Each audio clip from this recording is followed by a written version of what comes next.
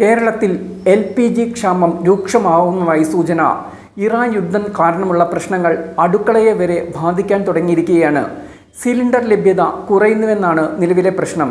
Gas ഏജൻസിയിൽ book ചെയ്യാൻ വരെ തടസ്സം നേരിടുന്നു. ബുക്ക് ചെയ്താലും സിലിണ്ടറിനായുള്ള കാത്തിരിപ്പ് നീളുകയുമാണ്.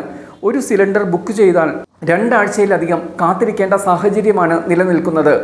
ബോട്ട്ലിംഗ് പ്ലാന്റുകളിൽ നിന്നും സിലിണ്ടറുകൾ എത്തുന്നത് കുറയുന്നുവെന്നാണ് ഏജൻസികൾ പറയുന്നത്. സിലിണ്ടറുകളുടെ സ്റ്റോക്കിലുണ്ടായ കുറവാണ് നിലവിലെ പ്രതിസന്ധിക്ക് കാരണമാകുന്നത്. അതുകൊണ്ടുതന്നെ സിലിണ്ടറുകൾക്കായുള്ള കാത്തിരിപ്പും നീളുന്നു. ഗാർഹിക സിലിണ്ടറിന് അടുത്തു തന്നെ വിലയും കൂടിയേക്കും. അത് സംബന്ധമായ സൂചനകൾ ഈയിടെ കേന്ദ്ര സർക്കാർ തന്നെ നൽകിയിരുന്നു. ഗാർഹിക സിലിണ്ടർ മാത്രമല്ല, ഒപ്പം പെട്രോൾ ഡീസൽ നിരക്കുകളും ഉയർന്നേക്കും. വിലവർധനയും ഒപ്പം വരും.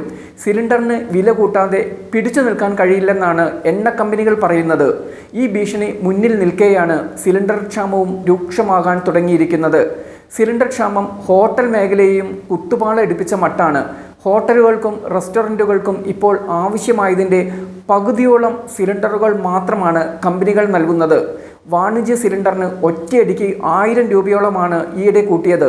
ഇതോടെ ഒരു സിലിണ്ടർ ലഭിക്കാൻ 3000-ന് മുകളിലാണ് വില.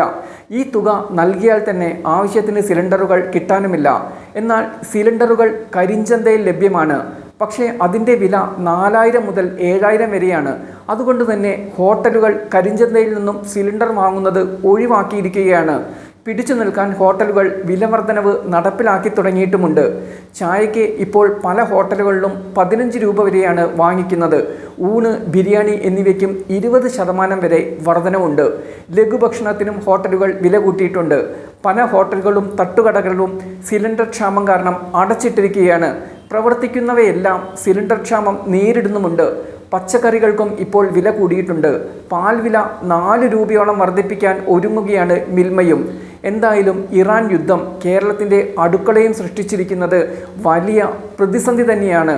യുദ്ധത്തിൻ്റെ കാർമേഘങ്ങൾ അകന്ന് കാര്യങ്ങൾ സാധാരണ നിലയിലേക്ക് എത്തുന്നതുവരെ ഈ പ്രതിസന്ധി ഇങ്ങനെ തന്നെ തുടർന്നേക്കും.